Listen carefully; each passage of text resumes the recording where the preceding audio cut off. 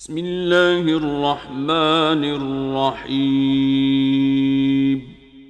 الحمد للہ رب العالمین وصلی اللہ علی نبینا محمد وعلی آلہ واصحابہ اجمعین اعوذ باللہ من الشیطان الرجیم یا ایہا الذین آمنوا لا تدخلوا بیوتا غیر بیوتکم حتی تستأنسوا وتسلموا علی اہلها ذلکم خیر لکم لعلکم تذکرون فإن لم تجدوا فيها أحدا فلا تدخلوها حتى يؤذن لكم وإن قيل لكم ارجعوا فارجعوا هو أزكى لكم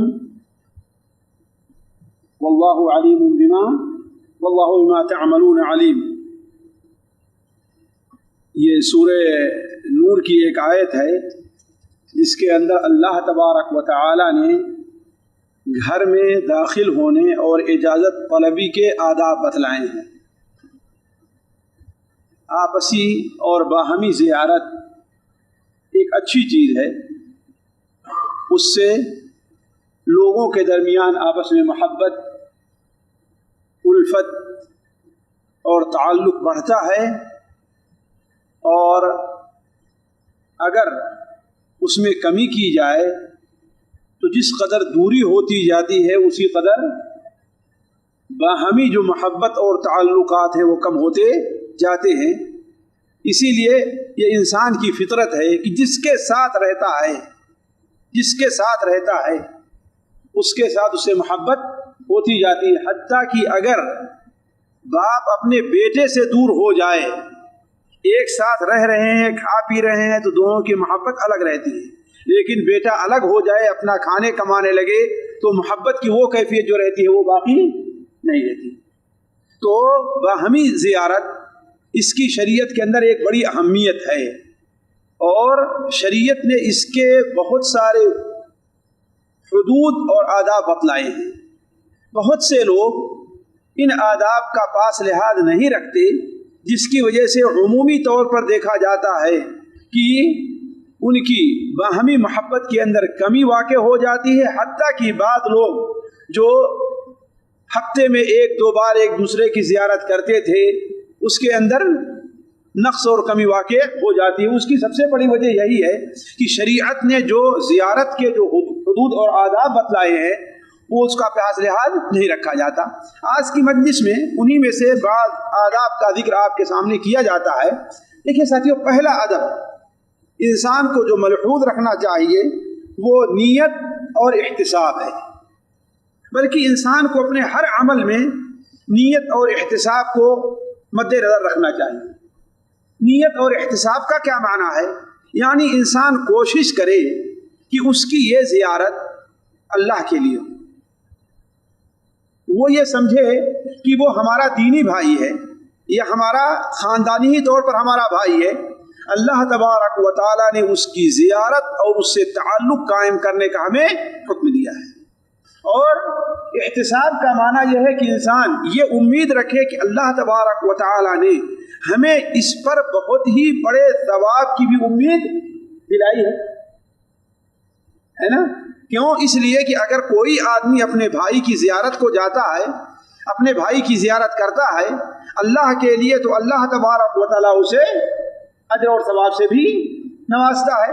سنن ترمذی میں روایت ہے کہ حضرت ابو ہریرہ رضی اللہ تعالیٰ عنہ سے کہ اللہ کے رسول صلی اللہ علیہ وسلم نے ارشاد فرمایا، جس نے اپنے مریض بھائی کی عیادت کی، جس نے کسی مریض کی عیادت کی یا اپنے بھائی کی زیارت کے لیے گیا، اس کا دینی بھائی تھا، وہ اس کی زیارت کے لیے گیا، تو اللہ تبارک و تعالیٰ کی طرف سے ایک پکارنے والا پکارتا ہے کہ تو بڑا خوب ہے، تیرا یہ آنا بھی بہت اچھا ہے، اس کے بدلے تو نے جنت میں اپنے لیے ایک مقام بنا لیا. ذرا دیکھیں، ہم لوگ زیارت کو جاتے ہیں اپنے دوست کی، اپنے ساتھی کی، اپنے عزیز کی، اپنے قریب کی، لیکن کتنے لوگ ہیں جو اس چیز کو مد نظر رکھتے ہیں؟ ہمارے یہاں بہت سے لوگوں کی زیارت کا مقصد خالص دنیاوی رہا کرتا ہے. سمجھتے ہیں کہ اگر ہم نہیں جائے تو ہم سے ناراض ہو جائیں گے، ہمیں کیا کہیں گے، دیکھو ہم مشکل وقت میں اس کے کام آئے، آج وہ ہماری زیارت کو بھی نہیں آ رہا ہے کہ نہیں؟ عام طور پر ہماری زیارت کا وقت کیا ہے؟ دنیاوی رہ گیا ہے. لیکن اگر ہمارا کوئی دنیا کا بھی کام ہو لیکن اس کے ساتھ ساتھ اگر انسان اپنی نیت درست کر لے تو اسے کتنا عظیم مقام ملنے والا ہے کہ اپنے بھائی کی زیارت کے لیے جائیے اور آپ کے لیے جنت کی بشارت ہے۔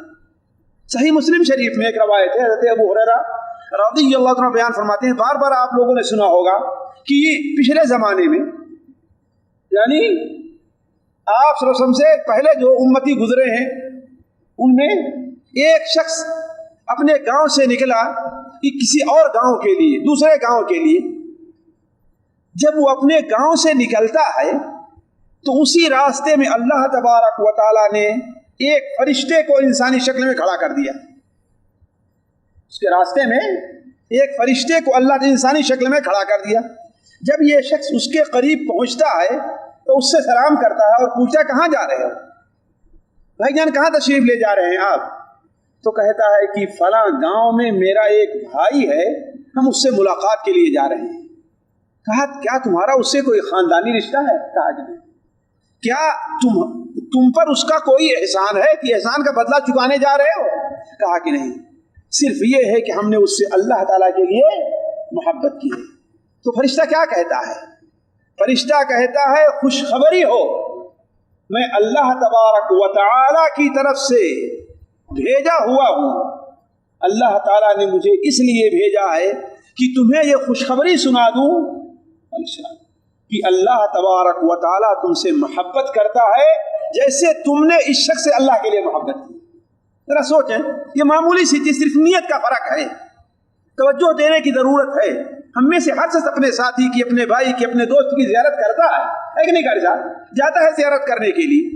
جیسے تعلقات ہوتے ہیں، روز آنا جاتا ہے، ہفتے میں جاتا ہے، مہینے میں جاتا ہے، یا یہاں سے چھٹی گیا انڈیا تو اور پاکستان تو وہاں جاتا ہے کہ نہیں؟ لیکن اگر اسی نیت کے ساتھ ساتھ اگر وہ یہ بھی نیت کر لے کہ ہمیں اللہ کے لیے زیارت کر رہے ہیں، اللہ تعالیٰ ہمیں اس پر اجر دے گا، تو کتنا بڑا مقام وہ انسان حاصل کر لے رہا ہے۔ بہت سی چیزوں میں ساتھیوں ہم نیت کو مد نظر نہیں رکھتے، ہم اس کو چھوڑ دیتے ہیں۔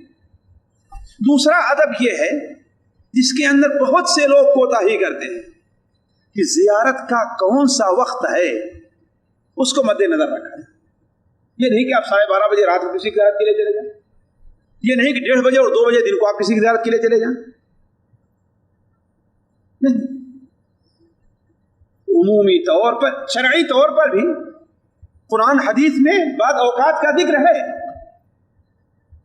اور اس سلسلے میں کس ماحول میں انسان رہتا ہے، کس معاشرے میں رہتا ہے، اس کا بھی پاس و لحاظ کرنا چاہیے۔ آیا مثال کے طور پر سعودیہ میں، ہمارے یہاں ہندوستان پاکستان میں کوئی بات نہیں فجر کے بعد لوگوں کی زیارت کرنے کے لیے، لیکن یہاں سعودیہ میں جی فجر کے بعد بھی سونے کا ایک بہت بڑا حصہ باقی رہتا ہے، تو فجر کے بعد کسی کی زیارت کے لیے آ جائے، اس کا مطلب کیا ہے جی؟ اسے آپ پریشانی میں ڈال رہے ہیں۔ تو بجائے اس کے کہ اس سے محبت بڑھے گی، وہ آپ سے نفرت کرنے لگے گا۔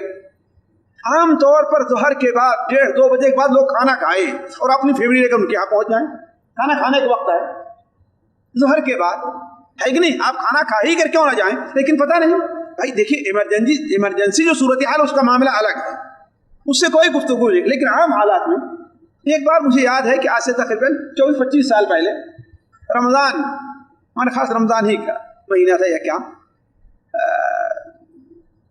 میرا ہلکا سے یہیں پر ایکسیڈنٹ ہو گیا، یہی اسی چوراہے پر، جہاں ہمارے قاری صاحب کا ہوا تھا پرسان، اسی چوراہے پر ہلکا سے ایکسیڈنٹ ہو گیا۔ تو یہاں مارکیٹ میں کچھ لوگ کام کرتے تھے، وہ 1:30 بجے رات کو جب میں سو رہا ہوں تب جا رہے ہیں میری زیارت کرنے کے لیے۔ یہ کون سا وقت ہے؟ 3 یا 4 دن پہلے ایک صاحب جدہ سے ٹیلی فون کرتے ہیں، ظاہر بات یہ بھی ایک زیارت کا معاملہ ہے، کہ مجھے 1:30-2 بجے رات کو کیا بس آپ سے سلام کرنا، اللہ کے بندے یہ کون سا وقت ہے؟ تو اس کے لیے انسان سمجھے، عقل سے کام لے، سوچے کہ ہاں کون سا وقت ہے زیارت کے لیے مناسب۔ اللہ تبارک و تعالیٰ نے قرآن مجید میں اشارہ کیا ہے زیارت کے جو اوقات ہیں عام حالات میں، یا ایھا الذین آمنوا لیستأذنکم الذین ملکت ایمانکم والذین لم یبلغوا الحلم منکم 3 مرات من قبل صلاة الفجر وحین تدعون ثیابکم من الظہیرة ومن بعد صلاة العشاء، ہے کہ نہیں؟ یعنی فجر سے پہلے اور عشاء کے بعد چلیے عشاء کے بعد یہاں نہیں ہے، لیکن 10:30 11 11:30 بجے 12:30 بجے 12 بجے کوئی آدمی رمضان کسی کی زیارت کے لیے جائے، ظہر والے وقت بہت غیر مناسب ہے، یا ظہر کے بعد کوئی آدمی جو آرام کرنے کا وقت ہوا کرتا ہے اس وقت زیارت کے لیے جائے، یہ بات بہت غیر مناسب چیز ہے۔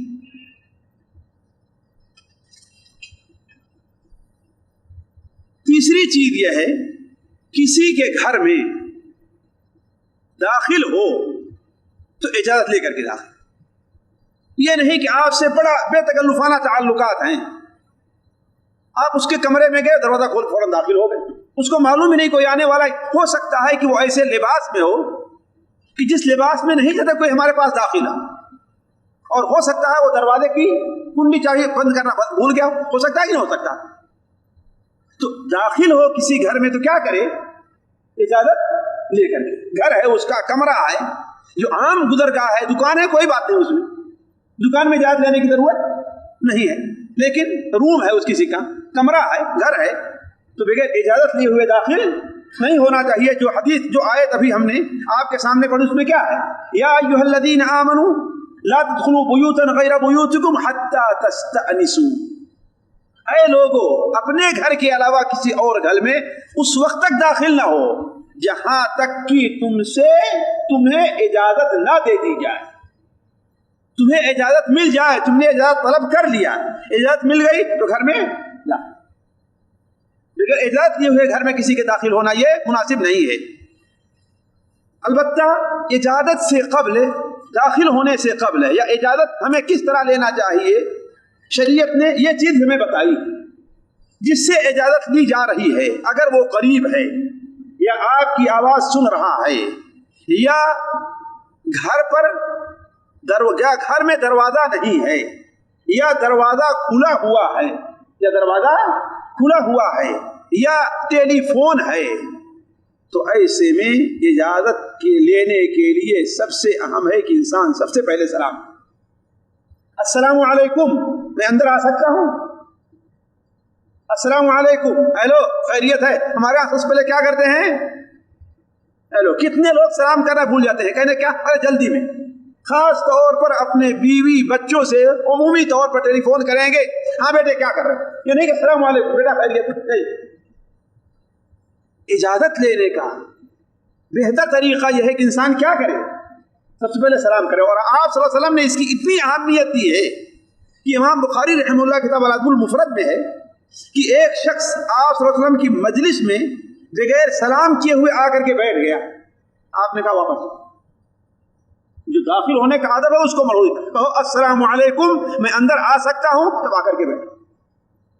صحیح بخاری شریف میں ہے کہ ایک صحابی اللہ کے رسول صلی اللہ علیہ وسلم کے دروازے پر کھڑے ہوئے دستک دی اور کہا ادخل، میں اندر آ جاؤں۔ آپ نے اپنی خادمہ سے کہا کہ اسے جاؤ اجازت لینے کا طریقہ بتلا، اس سے کہو السلام علیکم ادخل، السلام علیکم ادخل۔ اسی لیے آپ نے کسی کو ٹیلی فون کیا ہے تو آپ کا حق بنتا ہے وہ ٹیلی فون اٹھائے، ہاں بھائی ہلو، ہاں نعم، السلام علیکم، آپ کا حق، حالانکہ اس کا بھی حق بنتا ہے کہ روز پہلے کیا کہے وہ السلام علیکم، بہتر یہی ہے۔ پانچواں ادب جو ملحوظ رکھنا چاہیے اور بہت سے لوگ غلطی کرتے ہیں، آپ کسی کے ہاں گئے اجازت لینے کے لیے، ظاہر بات دروازے پر دستک دینا ہے نا، ہو سکتا ہے کہ اس کا گھر ایسا نہ ہو کہ ہاں بھائی ایک دروازہ اور دوسرے دروازے پار ہو کر کے 4-5 گھر میں اندر جانا ہو سکتا ہے ایک ہی دروازہ ہے جو اس کے بالکل شہر میں کھل رہا ہے، تو آپ صلی اللہ علیہ وسلم کی تعلیم یہ ہے کہ انسان دروازے کے سامنے قطعاً نہ کھڑا، دروازے کے سامنے قطعاً نہ کھڑا ہو، دستک دے پھر کہاں کھڑا ہو جائے، دائیں طرف یا بائیں طرف۔ کیوں؟ اچانک پردہ ہے یا دروازہ کھلا، یا ہو سکتا ہے کہ عورت آ رہی ہے سامنے، دروازہ کھولے، سمجھے کہ میرا کوئی بچہ ہوتا ہے نا، کبھی بچہ باہر گیا ہوا ہے، دروازہ کھولے وہ اندر آ رہا ہے اور آپ سامنے کھڑے ہوں، نہیں، آپ صلی اللہ علیہ وسلم نے اس سے سختی سے منع فرمایا ہے، اور آپ نے کہا کہ اگر کسی سے اجازت لینی ہے تو دروازے پر اس کے دائیں یا بائیں جانب کھڑے ہو کر کے اجازت لو، اور آپ صلی اللہ علیہ وسلم کا خود یہ آپ صلی اللہ علیہ وسلم کا یہ معمول بیان کیا گیا سنن ابو داؤد میں ہے کہ اذا اتا باب قوم لم يستقبل الباب، جب کسی قوم کے دروازے پر آتے تھے دروازے کے بالکل سامنے نہیں بلکہ آپ کس طرف یا دائیں طرف یا بائیں طرف رہا کرتے، بلکہ آپ صلی اللہ علیہ وسلم کے پاس ایک شخص آتا ہے، وہ خود بیان کرتے ہیں، ان کا نام سعد ہے، کہ میں آپ صلی اللہ علیہ وسلم کے دروازے پر آیا اور سامنے کھڑا تھا، دستک دیا، آپ صلی اللہ علیہ وسلم نے میرا ہاتھ پکڑا، کہا کہ دیکھو جب کھڑے ہوا کرو تو اس طرف کھڑے ہو جاؤ یا اس طرف کھڑے ہو جاؤ، اس چیز کو مد نظر رکھنا چاہیے۔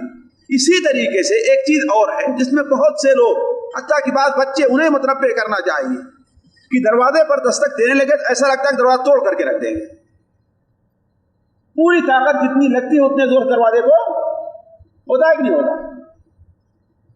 یہ بالکل غلط طریقہ ہے۔ ہمارے ایک ملنے والے تھے سعودیہ میں، آج ان کا انتقال ہو گیا ہے، وہ ہر ہفتے یا ہر مہینے اپنے گھر کی جرس گھٹی بدلا کرتے تھے۔ کیوں؟ اس لیے کہ ان کے یہاں نابینا تھے تو ان کے یہاں ایک پڑھنے والا آیا کرتا تھا، تو ان کا بچہ جب بلانے جائے تو اپنی انگلی اگر جرس پر رکھ دیا ہے نا تو جب تک کوئی اندر سے آواز نہیں ہے تو وہاں سے اٹھاتا نہیں تھا، جل جائے گی وہ نہیں۔ آپ نے ایک بار گھنٹی بجا دیا، انتظار کیجیے، آپ نے دستک دے دیا ایک بار، انتظار کیجیے، یعنی کہنے کا مطلب ہے اتنے زور سے دے جتنے زور سے امید ہو کہ لوگ سن لیں گے، ہے نا؟ آپ نے پہلے آہستہ گھنٹی دستک دیجیے، نہیں سنا تو اس کے بعد زور سے، آپ کو 3 بار اجازت لینے کا حق ہے۔ تو کہنے کا مطلب دروازے پر آہستہ دستک دینا چاہیے اور پولیس والوں کے طریقے سے نہیں کیا ہے تو ایسا لگا دروازہ توڑ کر کے، بسا اوقات اللہ ایسا محسوس ہوتا ہے کوئی جو ہے دبنگ یا پولیس آ گئی ہمیں گرفتار کرنے کے لیے، ایسا دروازہ کھٹکھٹایا جاتا ہے نہیں۔ امام احمد حنبل رحمہ اللہ کے بارے میں آتا ہے کہ ان کے پاس ایک عورت آئی، جتنا زور سے اسے ہو سکا دروازہ نہ پیٹا، دروازہ کھول کے انہوں نے کہا مت سننا پولیس والے آ گئے ہمیں گرفتار کرنے کے لیے، یہ کیا معاملہ؟ یہ ساتھیوں چھوٹی چھوٹی چیزیں ہیں، کسی بھی مذہب میں آپ کو نہیں ملے گی کہ مذہبی طور پر ان چیزوں کی طرف رہنمائی کی گئی، اور انسان کی عقل اس کو قبول بھی کرتی ہے، اس میں اس کا فائدہ بھی ہے۔ اسی طریقے سے آپ کسی کے دروازے پر پہنچے، کسی کے دروازے پر آپ پہنچے، آپ نے دستک دیا، اندر سے آواز آئی کون؟ میں ہوں۔ میں کون؟ کوئی ضروری نہیں کہ وہ آپ کی آواز کو سمجھ بھی رہا ہو۔ بسا اوقات ٹیلی فون کے کون ناراض ہو جاتے ہیں، بلکہ دلچسپ بات ہے، آپ لوگ ہنسیں گے، ایسے 15-16 سال پہلے میں گھر میں موجود نہیں تھا، کسی صاحب کا ٹیلی فون آیا، کسی صاحب کا ٹیلی فون آیا، تم میں کلیم نے ٹیلی فون اٹھایا، عادتاً وہ پوچھتی نہیں لیکن پوچھ لیا کون ہے، کیا بتاؤں؟ ہمارے بہن بارے پوچھا، انہوں نے کہا کہ موجود نہیں ہے، تو کہا کہ آپ کون ہیں؟ کہتے ہیں ان کے باپ کو، یعنی اتنا برا لگ گیا ان کو، اتنا ان کو برا لگ گیا۔ کیوں برا لگ رہا بھائی؟ ہر آدمی آپ کی آواز نہیں پہچانتا ہے۔ اس کے بعد سے آیت کلیم کے امی نے شاید کسی کے نام نہیں پوچھا کہ آپ کون۔ تو کہنے کا مطلب ہے کیا کہا جائے؟ میں فلاں ہوں، انا فلان، یہ طریقہ ہے۔ آپ صلی اللہ علیہ وسلم کا حضرت جابر بن عبداللہ تشریف لے گئے، بخاری شریف میں روایت ہے، وہ بیان کرتے ہیں کہ میں اپنے میرے باپ کے اوپر قرض تھا جو غزوہ احد میں شہید ہو گئے تھے، تو ان کے قرض سے متعلق آپ کے گھر میں تشریف لے گیا، اور دروازہ میں گیا اور آپ تشریف فرما تھے گھر میں اندر، ہم نے دستک دی تو آپ نے پوچھا کون؟ ہم نے کہا کہ انا آپ نے کہا انا کیا ہوتا؟ انا کیا ہوتا ہے؟ میں فلاں ہوں، میرا نام یہ ہے۔ جس نام سے انسان مشہور ہو، جس نام سے وہ معروف ہو، وہ نام اپنا مطابق میں فلاں ہوں، اس میں کسی اپنی بے عزتی یا چھوٹے پن کی کوئی، یہ اس میں کوئی چھوٹا پن نہیں ہے انسان کا۔ اسی طریقے سے اجازت طلبی کا ایک ادب یہ ہے کہ انسان کسی کے یہاں جائے تو 3 بار اجازت مانگے۔ کتنے بار؟ 3 بار۔ ایک بار آپ نے گھنٹی بجائی یا دروازے پر دستک دی یا آپ نے کہا السلام علیکم، نہیں ہے، یا گھر میں کوئی ہے لیکن کوئی جواب نہیں آیا، آپ تھوڑا سا رک کر کے دوسری بار، پھر تھوڑا سا رک کر کے تیسری بار، محسوس ہو کہ چونکہ بیل ہے، گھنٹی ہے، اس کی آواز جا رہی ہوگی، لوگ ہیں موجود ہیں، تو اب 3 بار ہمیں جواب نہیں ملا، اس کا مطلب ہمیں واپس چلے جانا چاہیے اور دل کے اندر کوئی اپنے خلش نہیں لانا چاہیے. یہ شرعی حکم ہے. اللہ کے رسول صلی اللہ علیہ وسلم نے ارشاد فرمایا اجازت 3 بار لی جائے، اگر اجازت مل جائے تو ٹھیک، ورنہ اسی طریقے سے کسی کو ٹیلی فون کرنا ہے، بسا اوقات ایک بار ٹیلی فون کیا، لوگ آدمی بیت الخلاء میں رہتا ہے، نماز میں ہے، کہیں جگہ مشغول ہے، آج کل موبائل ہے، کسی دوسرے ٹیلی فون بات کر رہا ہے، تو بسا اوقات لوگ ناراض جاتے ہیں، بیٹے نے جواب کیوں نہیں دیا. اللہ کے بندے ٹھیک ہے، دوبارہ ٹیلی فون کرو، تھوڑی دیر کے بعد تیسری بار ٹیلی فون کر لو، تیسری بار ٹیلی فون نہیں، چلو ٹھیک ہے، وہ آپ کا جواب، اس کو معذور سمجھو، کوئی وجہ ہو سکتی ہے. تو اجازت طلبی کتنی بار ہے؟ 3 بار ہے. حضرت عمر رضی اللہ تعالیٰ عنہ نے حضرت ابو موسیٰ اشعری کو بلوا بھیجا. حضرت ابو موسیٰ اشعری آئے، دروازے پر ایک بار دستک دیا، حضرت عمر کہیں پر مشغول تھے. دوسری بار دستک دیا، کہیں پر مشغول تھے. تیسری بار دستک دیا، نہیں کھولے تو وہ چلتے بنے. تھوڑی دیر کے بعد کہا کہ ہم نے عبداللہ ابن قیس کی آواز سنی ہے، السلام علیکم. انہوں نے کہا وہ کہاں گئے؟ تو لوگوں نے کہا پتہ نہیں، دروازے پہ نکلے تو موجود ہی نہیں، بلوا بھیجا. بعض روایت میں دوسرے دن ملے، کہا کل تم آئے نہیں تھے ہمارے یہاں، تو واپس کیوں چلے گئے؟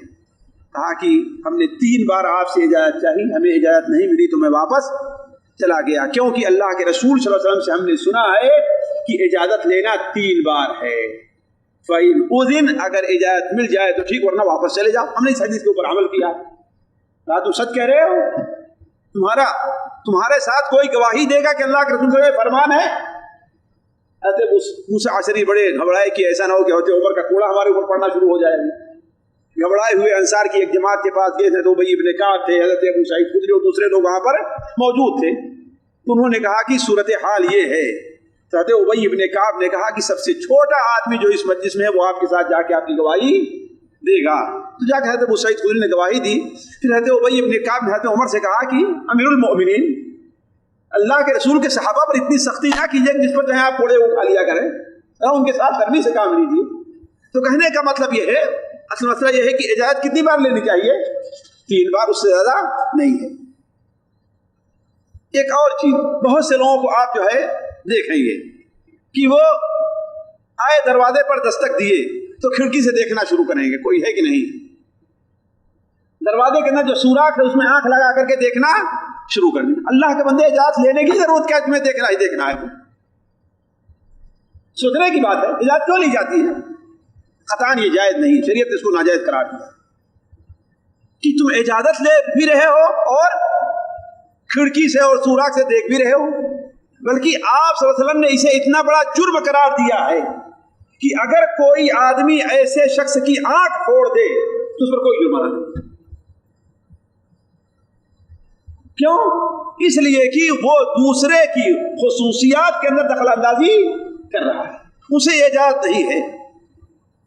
چنانچہ صحیح مسلم شریف میں سنن ابو داؤد میں حضرت ابو ہریرہ کی روایت ہے کہ اللہ کے رسول صلی اللہ علیہ وسلم نے ارشاد فرمایا من اطلع دار قوم بغیر اذنهم ففقعوا عینه فقد هدرت عینه. جو شخص کسی کے گھر میں بغیر اجازت کے دیکھتا ہے اور وہ اس کی نظر کو پھوڑ دے، آنکھ کو پھوڑ دے، تو اس کی آنکھ کا کوئی جرمانہ نہیں. بلکہ ہمارے خاص صحیح بخاری شریف میں ہے کہ ایک صاحب اللہ کے رسول صلی اللہ علیہ وسلم کے گھر پر آئے، دستک دیے، کچھ نہیں، تو دروازے میں تھوڑا سا سوراخ تھا، اس میں آنکھ لگا کے دیکھنا شروع کر دیا. آپ صلی اللہ علیہ وسلم کے ہاتھ میں کوئی لوہے کی کنگھی تھی، آپ اس سے گردن خارج کر رہے تھے. آپ نے فرمایا اگر مجھے معلوم ہوتا نا، اسی سے تمہاری آنکھ کو پھوڑ لیتا. آخر اجازت کیوں لی جاتی ہے؟ اجازت اسی لیے لی جاتی ہے تاکہ کسی ایسی چیز پر نظر نہ پڑے جو گھر والا تمہیں دکھانا نہیں چاہتا. انما جعل الاذن من اجل النظر، نظر ہی دیکھنے ہی سے بچنے کے لیے اجازت لینے کا حکم دیا گیا ہے. اور ایک چیز اس میں لوگ ناراض ہوتے ہیں، حالانکہ شرعی طور پر ناراض نہیں ہونا چاہیے. اگر کسی سے کہہ دیا گیا کہ بھائی یہ وقت ذرا مناسب نہیں ہے، تو انسان کو واپس آ جانا چاہیے۔ اس کو لوگ قبول کریں گے؟ نہیں۔ خود سوچئے آپ کے اوپر ایسے وقت آتے ہیں کہ آپ چاہتے ہیں کہ انسان واپس چلا جائے۔ اسلام اندر اور باہر، ظاہر اور ہر طرف سے پاکیزگی اور وہ صفائی کو چاہتا ہے، یہ نہیں کہ آپ کے دل میں نہیں اور آپ مجبور اس کے ساتھ بیٹھے ہوئے۔ آپ کو بھی اور اسے بھی یہ تعلیم ہے کہ واپس چلا جائے، بلکہ اسے ہمیشہ میں کہتا ہوں کہ اللہ تعالیٰ نے صحابہ کرام کا جو انتخاب کیا تھا اللہ کے رسول کو صحبت کے لیے، وہ اس لائق تھے۔ چنانچہ ایک صحابی بیان کرتے ہیں کہ میں زندگی بھر سوچتا رہا کاش کہ مجھے اس آیت پر عمل کرنے کا موقع مل جاتا۔ کس آیت پر؟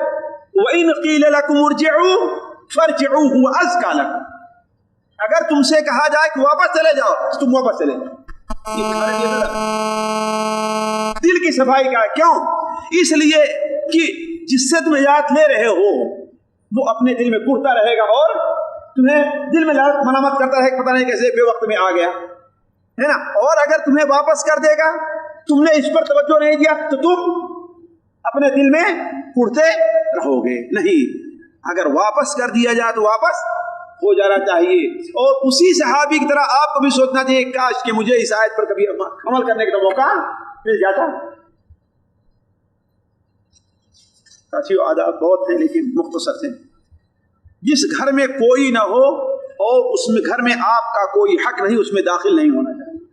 اسی میں الغات میں بات مثال دوں، ایسا ہوا ایک صاحب نہیں باہر سے مہمان آئے ہوئے تھے لیکن ان کے یہاں جایا کرتے تھے، ایک صاحب کے گھر میں جا کر کے بیٹھ گئے اور آپس میں اختلاف ہو گئے، اس لیے کہ وہ صاحب جو کمرے والے تھے ان کو پسند نہیں تھا کہ ہمارے گھر میں ہماری عدم موجود، میں موجود نہ ہوں اور آئیں، تو انہوں نے بہانہ بنایا تھا ٹیلی ویژن تو نہیں چل رہا ہے، تمہیں نے کچھ کیا ہو، آپس میں لڑائی ہوئی۔ تو جس گھر میں آپ کا کوئی حق نہیں ہے، آپ کا کوئی سامان نہیں ہے، یعنی آپ کا حق یعنی آپ اس کے کرایہ دار ہو، یا یہ ہے کہ آپ کہیں ہاں بھائی کبھی کبھار میں بھی آ کر کے رہوں گا، ہے کہ نہیں ہے، تو اس گھر میں اگر کوئی نہیں ہے، اگر سے دروازہ کھلا ہوا ہے، آپ کو اس گھر میں داخل نہیں ہونا ہے کہ نہیں؟ یہ شرعی حکم ہے۔ فَإِن لَّمْ تَجِدُوا فِيهَا أَحَدًا فَلَا تَدْخُلُوهَا حَتَّى يُؤْذَنَ لَكُمْ۔ اسی لیے بعض علماء کہتے ہیں کہ ہر شخص کو سورہ نور پڑھنا چاہیے، سورہ نور اور سورہ حجرات پڑھنا چاہیے۔ کیوں؟ اس میں انسان کے زندگی کے آداب جو ہیں وہ بتائے گئے ہیں۔ اللہ تعالیٰ فرماتا اگر اس گھر میں کسی کو نہ پاؤ تو اس میں تم داخل نہ ہو جہاں تک تمہیں اس کی اجازت مل جائے۔ اگر کسی کو بلانے بھیجا گیا تو اب اس کو اجازت لینے کی ضرورت نہیں، دروازہ کھلا ہے، بلانے بھیجا گیا، جاؤ فلاں بلا کر کے لے آؤ، تب کیا اجازت لینے کی ضرورت ہے کہ ہاں مجھ سے آ سکتا ہوں نہیں آ سکتا ہوں؟ جی کوئی بلانے نہیں گیا، انہوں نے کہا تھا کہ آ جانا، یہ نہیں کہا تھا کہ اس وقت آ جانا۔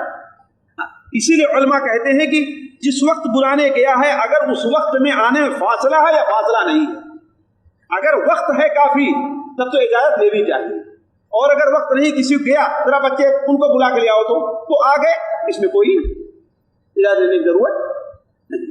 یا یہ کہ عام دعوت ہے، انسان دروازہ کھول کر کے رکھا ہوا ہے کہ نہیں، آپ کہیں ہاں بھائی فلاں وقت آ جائیے گا، آپ آئے اور دروازہ ٹھیک ہے، آپ السلام علیکم اندر آ جاؤں، ہے نا، لیکن آپ دیکھیں کہ ہاں لوگ وہاں پر اکٹھا ہیں، جمع ہیں سارے لوگ، تو اس میں اجازت دینے کی ضرورت نہیں ہے۔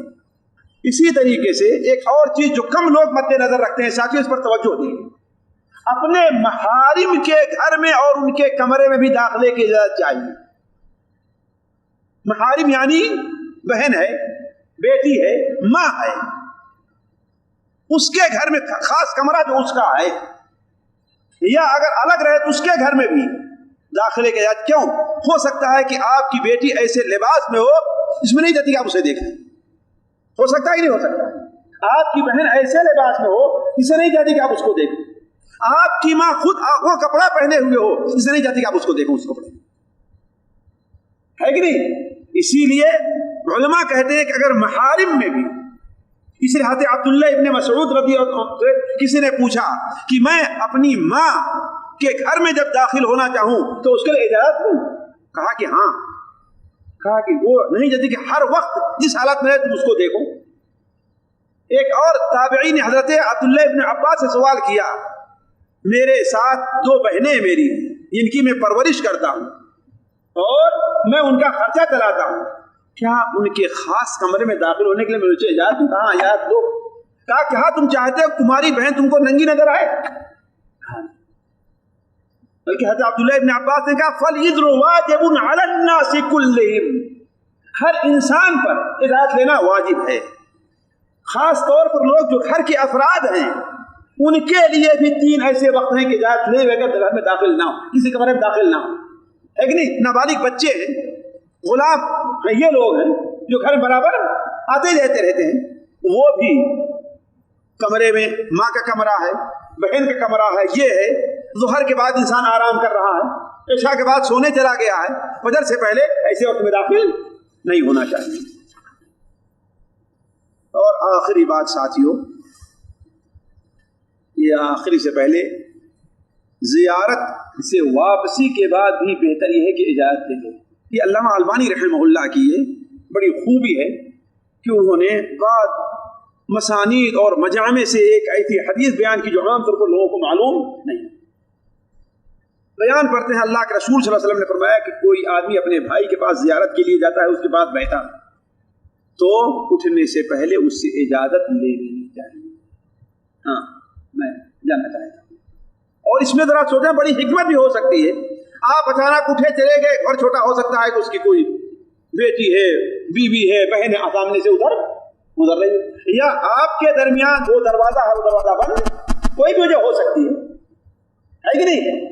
تو واپسی کے لیے بھی اجازت ہو. اور آخری چیز، زیارت کم یا زیادہ،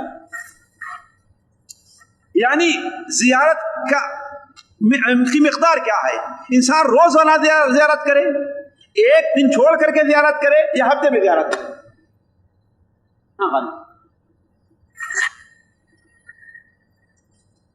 ایک حدیث بیان کی جاتی ہے، متعدد کتب حدیث میں ہے، زر غبن تزدد حبا، ناگا دے کر کے زیارت کرو، اس سے محبت میں اضافہ ہوگا. لیکن یہ کوئی عام قاعدہ نہیں ہے. صحیح بخاری شریف میں ہے، حضرت عائشہ رضی اللہ تعالیٰ بیان فرماتی ہیں کہ جب سے میں پیدا ہوئی ہوں اپنے ماں باپ کو دین اسلامی پر ہم نے پایا ہے، اور جب سے ہم نے ہوش سنبھالا ہے صبح اور شام کبھی بھی ایسا ناگا نہیں ہوا کہ اللہ کے رسول ہمارے یہاں تشریف نہ لائے. تو روز آنا زیارت کرنا اگر پسند ہے، جس کی زیارت کرتے ہیں آپ وہ اسے ناپسند نہیں کرتا، بلکہ اس سے اپنی محبت سمجھتا ہے، اپنا تعلق سمجھتا ہے، تو روز آنا بھی زیارت کرنے میں کوئی حرج نہیں ہے. لیکن عام ایسے مخصوص جو حالات نہیں رہا کرتے ہیں، مخصوص دوستوں یا ماں باپ بیٹے کا معاملہ ہے، ماں بیٹے کا معاملہ ہے کہ نہیں ہے، تو ایسی صورت میں بہتر یہ ہے کہ انسان ذرا ناگا کر کے روزانہ کسی کے اوپر جا کر کے بتکلف مہمان نہ بنا رہے. وہاں پر اس حدیث کو فٹ کیا جائے کہ ذو غبن تزدد حبا، یعنی ناگا کر کے زیارت کرو، اس کی وجہ سے تمہارے اندر محبت بڑھے گی. یہ چند باتیں تھیں جو زیارت کے آداب سے متعلق ہیں. اللہ تعالیٰ سے دعا کرنا اور آپ کو ان باتوں پر عمل کرنے کی توفیق عطا فرمائے. سبحانک اللہم و بحمدک، اشہد ان لا الہ الا انت، استغفرک و اتوب الیک. الحمد للہ رب العالمین، وصلی اللہ علی نبینا محمد وعلی آلہ واصحابہ اجمعین. پچھلی مجلس ہم زیارت کے آداب سے متعلق کچھ باتیں سن رہے تھے.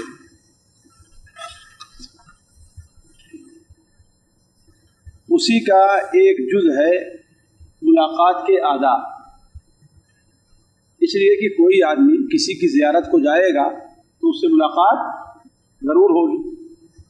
ویسے ملاقات بغیر زیارت کے بھی ہو سکتی ہے نا، لیکن زیارت کا ایک جز کیا ہے؟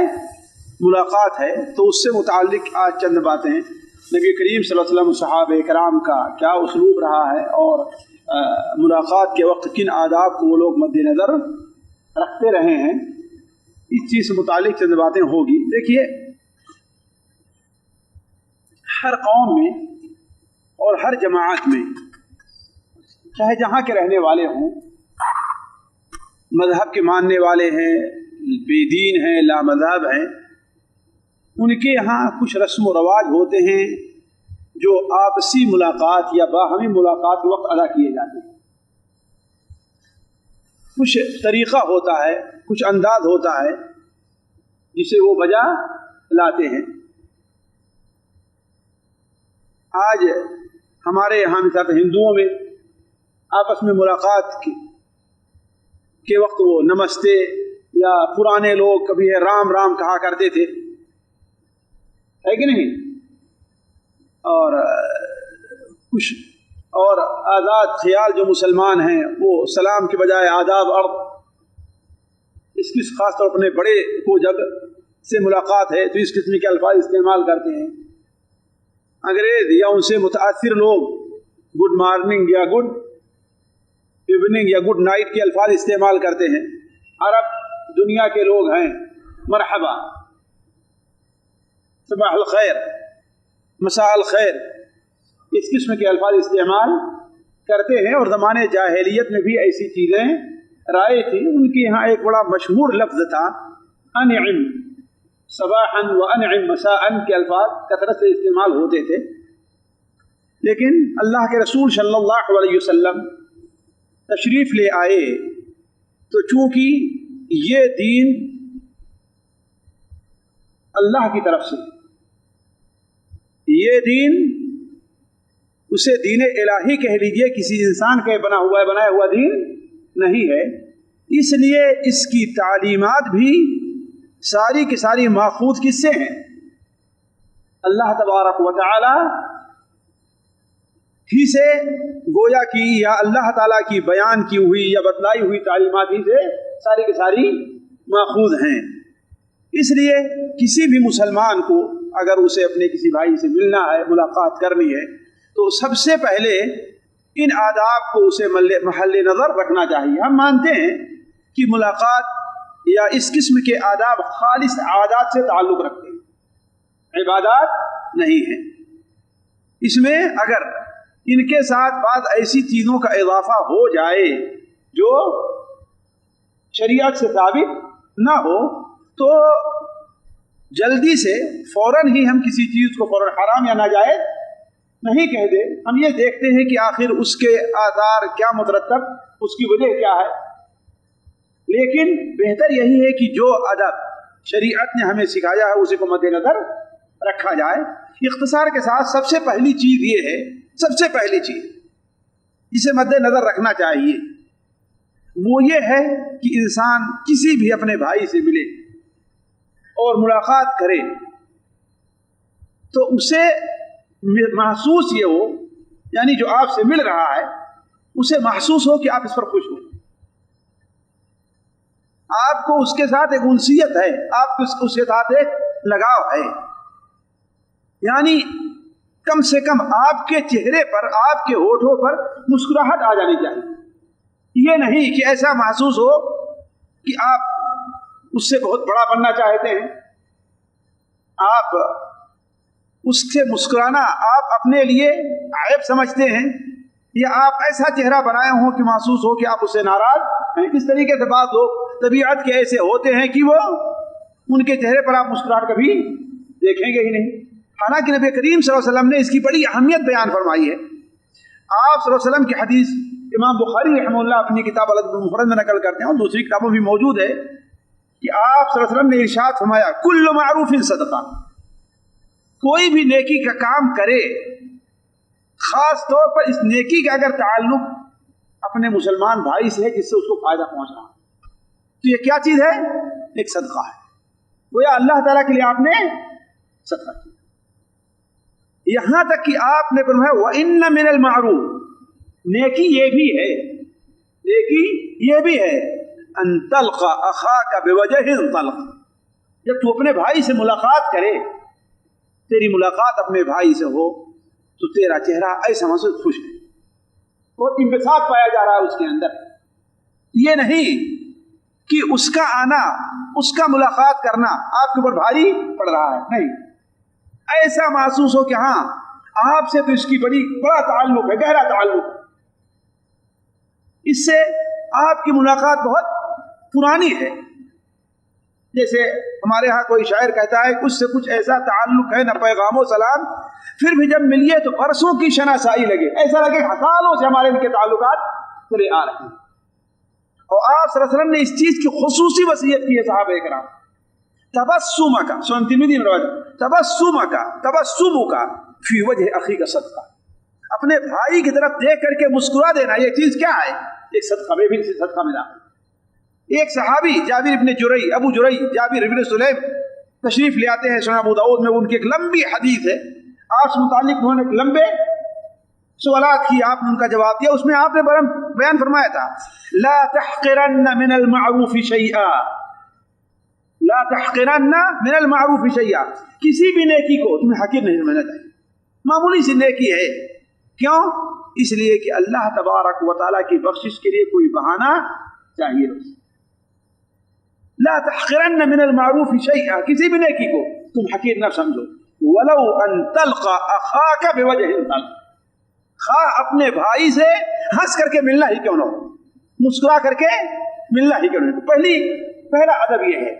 دوسرا ادب یہ ہے کہ کوئی بھی بات شروع کرنے سے پہلے، کوئی بھی معاملہ شروع کرنے سے پہلے، کوئی بھی عمل اپنے بھائی کے ساتھ کرنے سے پہلے سب سے پہلے کیا کرنا چاہیے؟ سلام،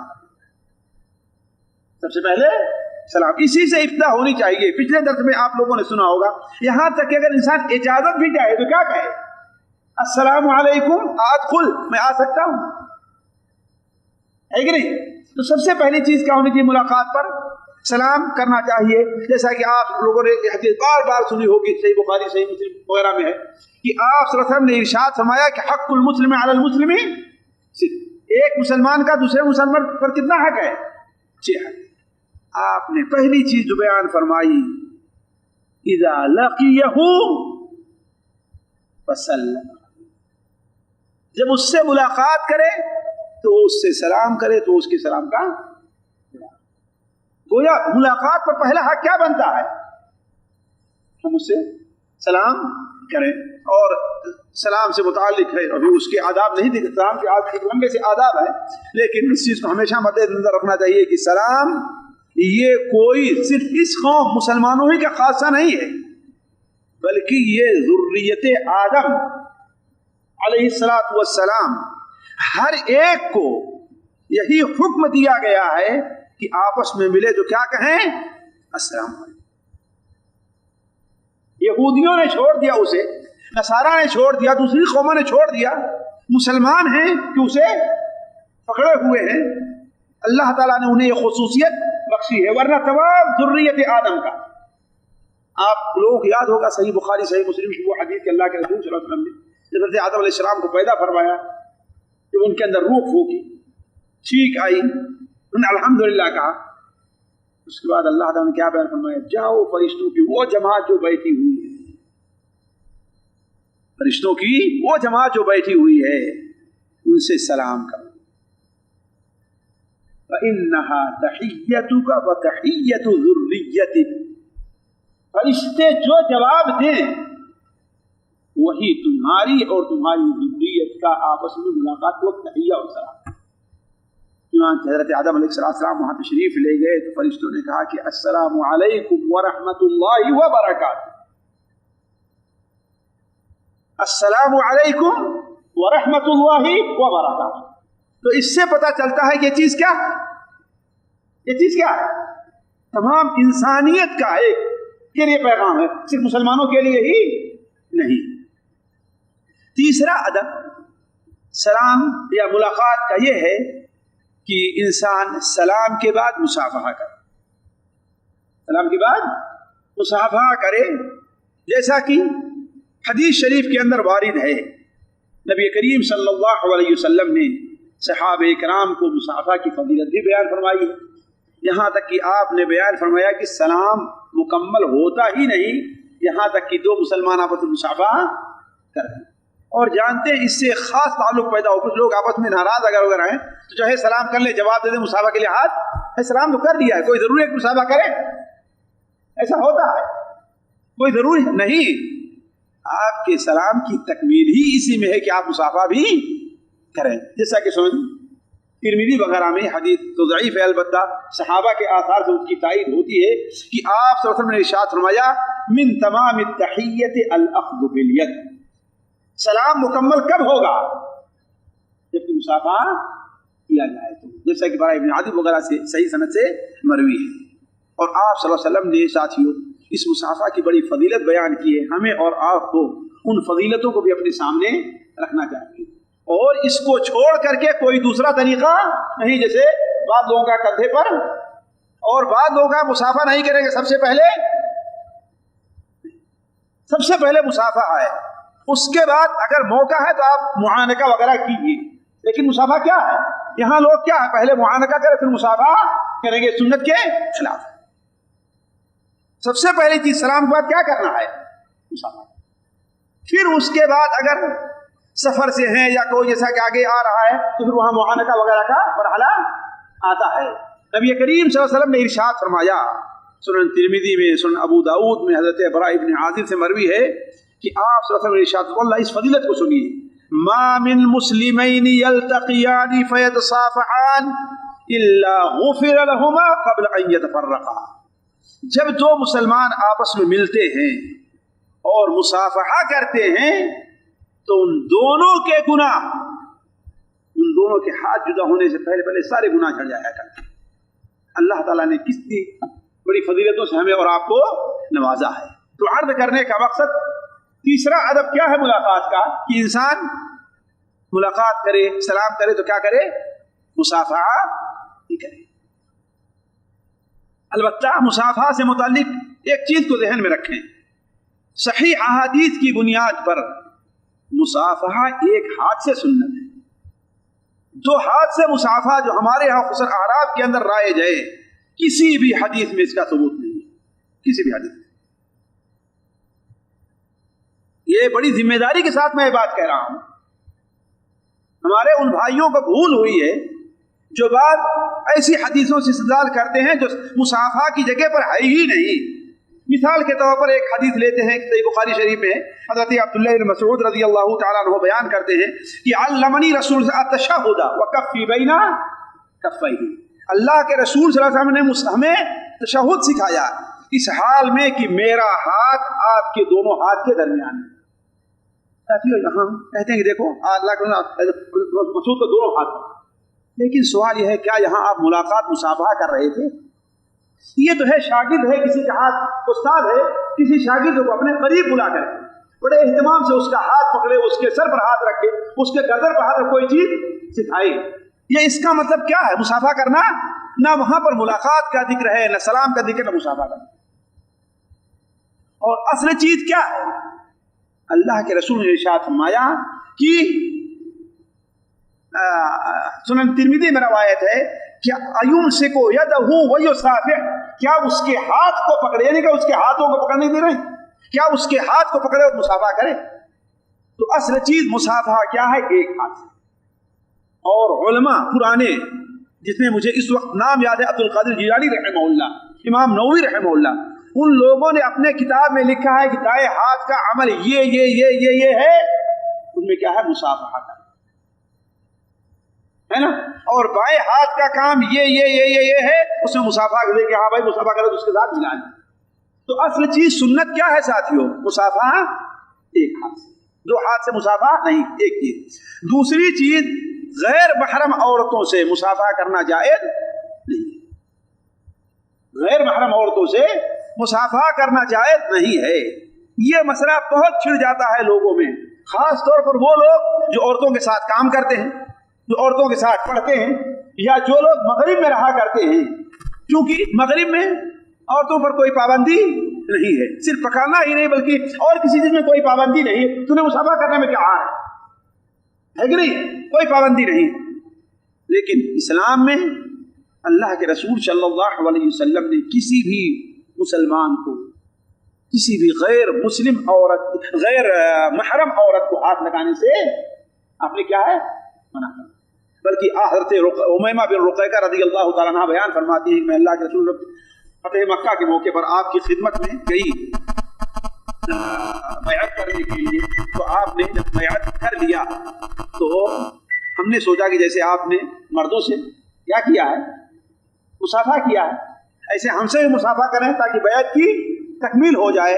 तो आपने फरमाया इन्नी ला उसाफिहुन निसा, मैं तुमसे औरतों से मुसाफा नहीं करता। एक औरत से बात कर लेना गोया तमाम औरतों से ही क्या है बैअत करना है, तो औरतों से मुसाफा जायज़ नहीं है। खैर, मुसाफा और सलाम से मुतालिक और भी बहुत सी चीज़ें हैं जो किसी और मौके से जहाँ सलाम के आदाब बयान किए गए। चौथा अदब ये है कि इंसान मुलाकात के वक्त अगर सफ़र से आ रहा है या एक मुद्दत गुजर गई है, आपस में मुलाकात नहीं हुई है, तो मुआनका भी किया जाए। जरा ये बात गौर करें, सफ़र से आ रहा है या एक मुद्दत गुजर गई है, आपस में मुलाकात नहीं हुई है, तो क्या करे, वो मुआनका भी करे। ये नहीं कि रोजाना मुलाकात हो रही है और रोजाना ही मुआनके हो रहे हैं, या सालों के बाद मुलाकात किए हैं फिर भी हाथ के मुसाफे ही पर। जिस तरीके से हमारे यहाँ यूपी के बहुत से इलाके में है, हमारे ख्याल से वहाँ लोग मुआनका करना सिर्फ ईद के मौके पर जानते हैं, बतौर किसी बहुत।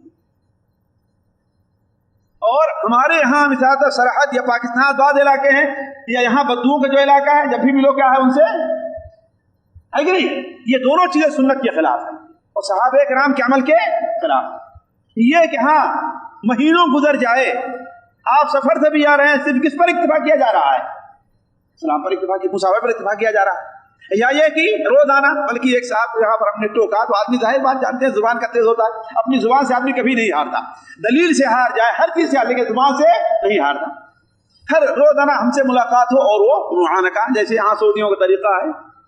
हमने कहा अल्लाह के बंदे ये सुन्नत नहीं है, सुन्नत तूले ग़ियाब यानी लंबी मुद्दत के बाद मुलाकात हो या सफर से आए तो क्या कहते हैं, कहते हैं एक दिन आपसे गायब रहना है बड़ी लंबी मुद्दत है।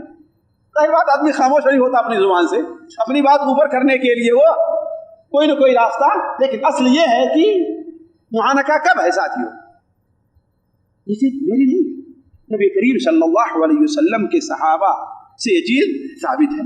मिसाल के तौर पर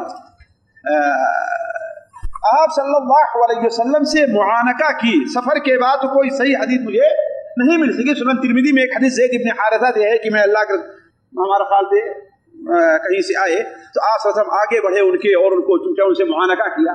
लेकिन सहाबे किराम का ये अमल मुतअद्दिद, तीन चीजें मेरे ध्यान में है, अभी तीन चीजें मेरे ध्यान में है। मिसाल हज़रत जाबिर बिन अब्दुल्लाह रज़ियल्लाहु तआला अन्हु दिमश्क तशरीफ ले गए थे मदीना मुनव्वरा से।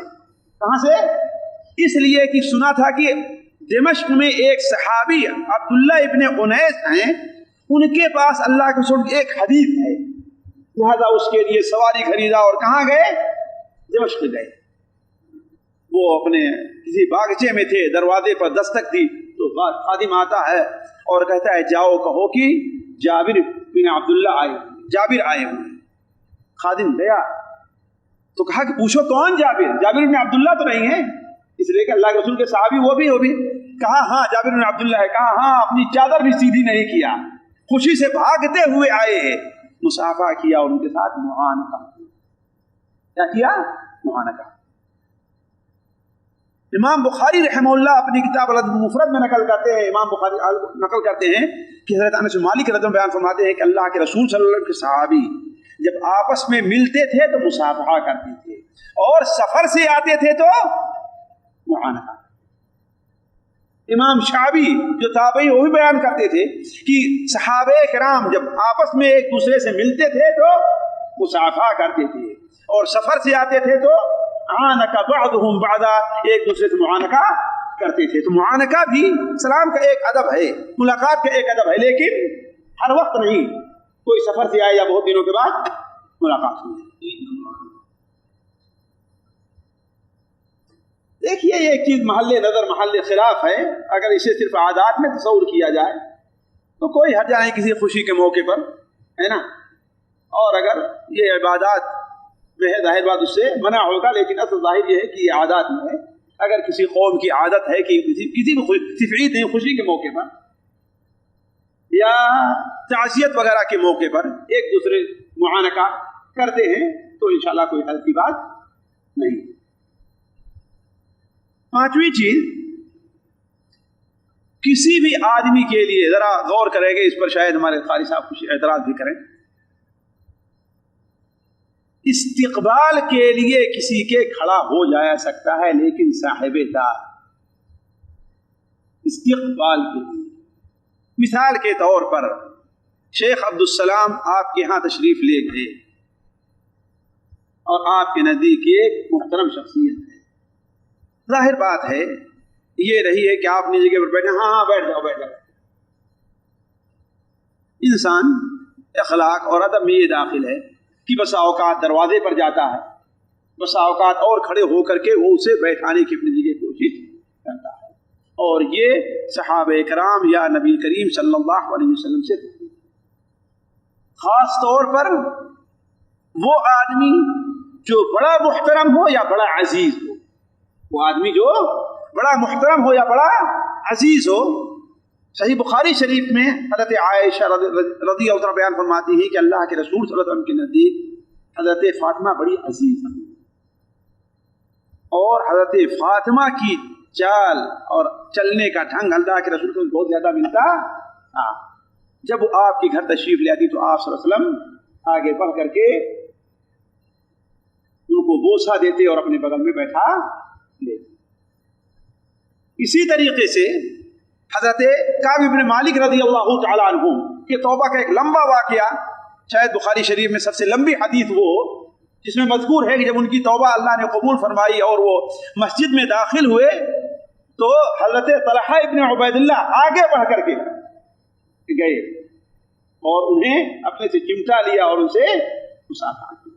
اچھا، اس کے علاوہ آپ اس کے اوپر غور کر سکتے ہیں کہ اللہ کے رسول صلی اللہ علیہ وسلم سے متعلق موطا امام مالک کے اندر ہے کہ حضرت اکرمہ ابن ابی جہل جو فتح مکہ کے موقع پر یمن کی طرف بھاگ گئے تھے اور ان کی بیوی حضرت کیا نام تھا ام حکیم انہیں گئی تھی اور بلا کر کے لے کر کے آئی تھی.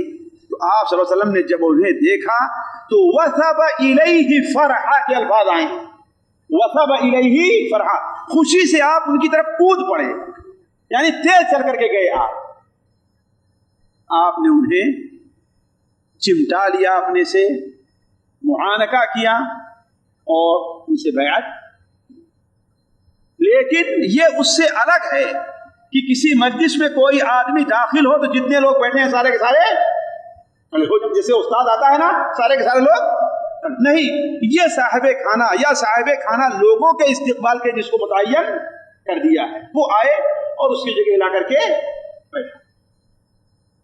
جیسا کہ اللہ کے رسول صلی اللہ علیہ وسلم حضرت انس بن مالک بیان فرماتے ہیں کہ جب اللہ کے رسول صلی اللہ علیہ وسلم کسی مجلس میں آتے تھے تو صحابہ کرام آپ کو دیکھ کر کے کھڑے نہیں ہوا کرتے تھے، حالانکہ صحابہ کرام کے نزدیک آپ سے کوئی اور ذات محبوب کیوں آپ صلی اللہ علیہ وسلم کی یہ چیز پسند نہیں تھی. تو دونوں میں فرق ہے. حاضرین مجلس والے یا سارے لوگ کسی کے احترام اور استقبال میں کھڑے ہو جائیں، یا صاحب کھانا جس سے اصل ملاقات کے لیے وہ آیا ہوا ہے وہ آگے بڑھ کر کے اسے سلام کرے اور بیٹھائیے. دونوں الگ الگ مسئلے، اس میں فرق کرنا چاہیے. ایک اور چیز جو عام طور پر ان علاقوں میں پائی جاتی ہے جس علاقوں میں جاگیردارانہ نظام مدت تک چلا ہے اور چلا آ رہا ہے، یا وہاں پر نوابوں کا دور اور زور زیادہ رہا، وہ کیا کہ سلام کرتے وقت جھکنے کا، چاہے صرف سلام السلام علیکم، کچھ جھک گئے ایک نہیں، یا آپ سے مل رہے ہیں تو آپ سے زیادہ وہ جھک کر کے آپ سے ملاقات کر رہے ہیں. یہ دونوں طریقہ شریعت کی نظر میں ناپسندیدہ ہے، بلکہ اسے بعض صحابہ نے سجدے صغرا کہا، بعض علماء نے سجدے صغرا کہا ہے، چھوٹا سجدہ کسی کے سامنے جھکنا. آپ دیکھیں بہت سے لوگ آپ سے ملیں گے، یہ دونوں طریقہ غلط ہے، اس سے لوگوں کو منع کرنے متنبع کرنا چاہیے۔ اور بتایا انہی علاقوں میں جہاں پر جاگیردار نظام، جہاں کے وڈیرے کیا ہیں، لوگوں پر خود حاکم بنے ہوئے تھے، حکومت کا اس میں کوئی دخل نہیں ہوتا، وہ جس کو چاہیں جیل میں ڈالیں، جس کو چاہیں ماریں، جس کو چاہیں بے دخل کریں، یا نوابوں کا وہاں پر زیادہ زور یا ان کی تہذیب زیادہ رہی ہے، وہاں یہ چیز پائی جاتی ہے۔ شریعت نے اس سے منع کیا ہے۔ سنن ترمذی میں، سنن ماجہ میں حضرت انس بن مالک بیان فرماتے ہیں کہ اللہ کے رسول صلی اللہ علیہ وسلم نے ایک شخص نے کہا، اے اللہ کے رسول صلی اللہ علیہ وسلم، ہمارا کوئی بھائی اپنے جب دوست سے ملے تو کیا اس کے لیے جھک جائے؟ آپ نے فرمایا نہیں۔ آپ نے فرمایا نہیں۔ کہا کیا اسے چمٹا لے اپنے سے اور اس کو چومے چاٹے؟ آپ نے فرمایا نہیں۔ تو کہا پھر کیا؟ کہا کہ فیصافحہ، اس سے مصافحہ کرے، یعنی دونوں اپنی طبیعی حالت میں کھڑے ہوں، کوئی کسی سے جھکے نہیں، اس کی شریعت نے نہیں دی ہے۔ ساتھیوں، یہ چند آداب تھے جو ملاقات کے آپ کے سامنے رکھے گئے، باتیں اور ہیں لیکن اختصار کے ساتھ اسی پر اکتفا کیا جا رہا ہے۔ اللہ تبارک و تعالیٰ سے دعا ہے کہ اللہ تعالیٰ ہمیں ان اسلامی آداب کے اختیار کرنے کی توفیق عطا فرمائے۔ سبحان